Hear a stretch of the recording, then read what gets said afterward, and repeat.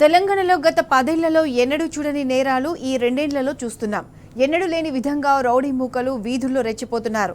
నేరస్తులపై ప్రభుత్వం కఠినంగా వ్యవహరించకపోవడం, పోలీసులు అధికార పార్టీ నేతల ఒత్తిడికి తలొగ్గడంతో అత్యాచారాలు, హత్యలు పెరుగుతున్నాయి. కరడుగట్టిన నేరస్తులు ఇప్పుడు జూలు విధిస్తున్నారు. రౌడీ మూకల ఆగడాలకు అదుపు లేకుండా పోతుంది. ప్రభుత్వం వారిపై చర్యలు తీసుకోకపోవడంతో రక్తపాతం సృష్టిస్తున్నారు. కత్తులతో గొంతులు కోస్తున్నారు. సుత్తిలతో తలలు పగలగొడుతున్నారు.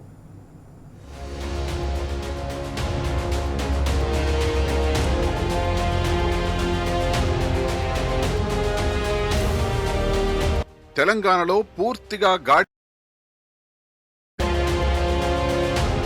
గతంలో ఎన్నడూ చూడని నేరాలు, ఘోరాలు. ఎప్పుడూ లేని విధంగా రౌడీ మూకల ఆగడాలు. నాడు తోకముడిచిన కరుడుగట్టిన నేరస్తులు ఇప్పుడు జూలు విదిలిస్తూ వీధుల్లో అరాచకాలు. రాష్ట్రంలో రక్తపాతం సృష్టిస్తున్న రౌడీ గ్యాంగులు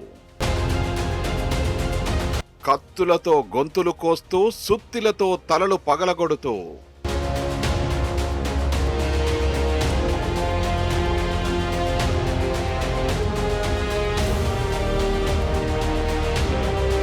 అసలు తెలంగాణలో ఏం జరుగుతుందో అర్థం కాని పరిస్థితులు కనిపిస్తున్నాయి. వరుస స్ట్రీట్ ఫైట్స్ తో రాజధానిలో రచ్చరంబోలా జరుగుతోంది.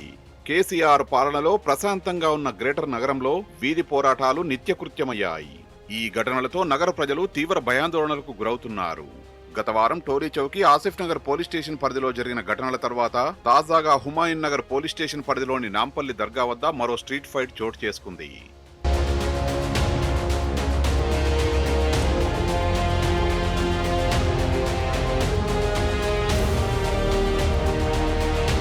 ఈ ఒక్క ఘటన చాలు తెలంగాణలో లా అండ్ ఆర్డర్ అదుపు తప్పిందని చెప్పడానికి. 2 ఏళ్ల కాంగ్రెస్ పాలనలో రాష్ట్రం అశాంతిలోకి అడుగుపెట్టింది. పాలకుల నిర్లక్ష్యం, పోలీసుల వైఫల్యాలతో రాష్ట్రంలో పట్టపగలే హత్యలు, అఘాయిత్యాలు జరుగుతున్నాయి. ప్రజల జీవితాలు ప్రమాదంలో పడ్డాయి. రాష్ట్రంలో జనం ఆక్రందనలు వినిపిస్తున్నాయి.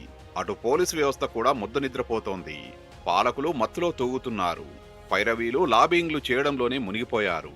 అరగంటకో హత్య, గంటకో అఘాయిత్యం, 5 నిమిషాలకో దోపిడీ, దౌర్జన్యం జరుగుతూ ప్రజల మాన ప్రాణ ఆస్తులకు రక్షణ లేకుండా పోతోంది. రాష్ట్రంలో ఇంతలా అరాచకాలు జరుగుతున్నప్పటికీ రేవంత్ చేతిలో కీలుబొమ్మగా మారిన పోలీసు పెద్దలు మౌనం పాటిస్తున్నారు.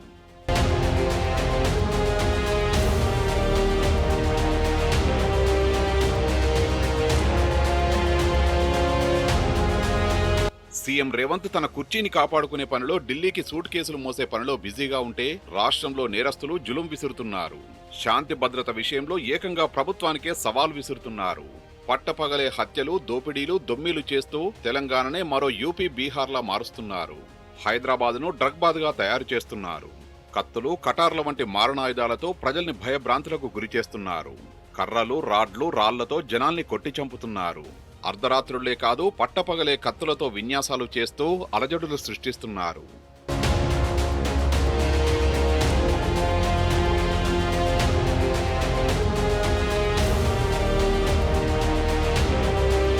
బీఆర్ఎస్ పాలనలో రాష్ట్రంలో గోదావరి, కృష్ణా జలాలు పారితే కాంగ్రెస్ పాలకులు రాష్ట్రంలో నెత్తురు పారిస్తున్నారు.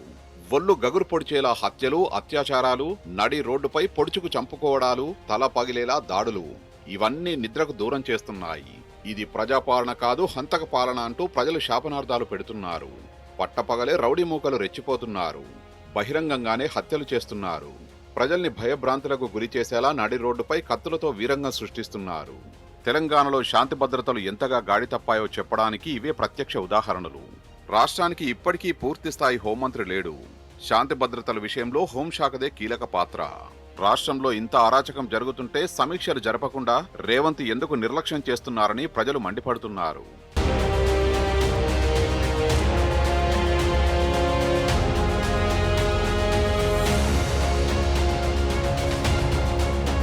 హోంశాఖపై రోజువారీ సమీక్షలు లేకపోవడంతో శాంతి భద్రతలు గాడి తప్పుతున్నాయి.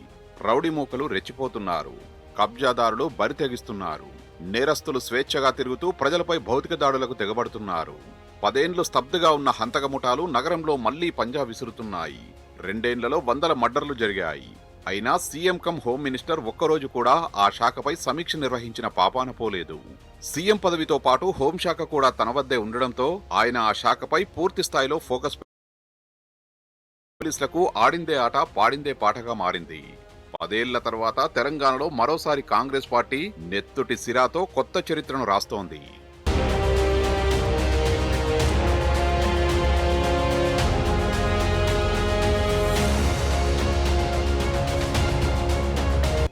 దేశంలోనూ ఉమ్మడి ఏపీలోనూ కాంగ్రెస్ నెత్తుటి సిరాతో రాసిన చీకటి రోజులెన్నో. ముఖ్యమంత్రి కుర్చీ కోసం కాంగ్రెస్లోని ప్రత్యర్థులే హైదరాబాద్ నడిబొడ్డున సాగించిన నరమేధం ఇప్పటికీ కళ్ల ముందు కదలాడుతోంది. కర్ఫ్యూ నీడలో హైదరాబాద్ గజగజ వణికిపోయింది. కానీ ప్రత్యేక తెలంగాణ ఏర్పాటు తర్వాత రాష్ట్ర రాజకీయ ఆర్థిక ముఖచిత్రమే మారిపోయింది. దేశవ్యాప్తంగా తెలంగాణ 10 ఏళ్లుగా శాంతి భద్రతలు, అభివృద్ధి, సంక్షేమం అనే పదాలకు నిర్వచనంగా మార్మోగింది. చిన్న రాష్ట్రమైన అనతి కాలంలోనే తెలంగాణ అన్ని రంగాల్లో అభివృద్ధిలో దేశానికే దిక్సూచిలా నిలిచింది. అయితే 2 ఏళ్ల కింద గుండాలు మరోసారి రక్తాన్ని పారిస్తున్నారు.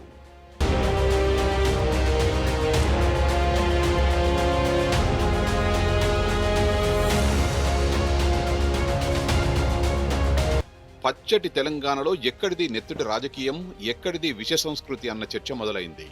కుర్చీలాటలో కాంగ్రెస్ నెత్తుటి కోలాటాలాడిన రోజుల్ని గుర్తు చేసుకుంటున్నారు ప్రజలు. గాంధీగిరి నుంచి గూండాగిరి వైపు శరవేగంగా దిగజారి నెత్తుటి సిరాతో రాసిన హస్తాక్షర పుటలు ఆందోళన కలిగిస్తున్నాయి.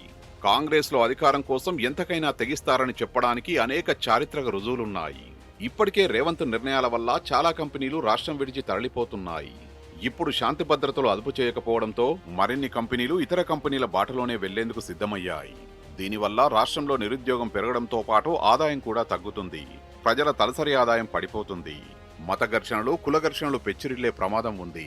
10 ఏళ్లుగా రాష్ట్రంలో ఎలాంటి కర్ఫ్యూలు, కలహాలు లేకుండా అంతర్జాతీయ స్థాయిలో కేసీఆర్ నగర కీర్తి ప్రతిష్టలు నిలిపితే 2 ఏళ్ల నుంచి రేవంత్ తన దుందుడుకు స్వభావంతో హైదరాబాద్ పేరును, తెలంగాణ ఖ్యాతిని బదనాం చేస్తున్నాడు, బజార్న నిలబెడుతున్నాడు.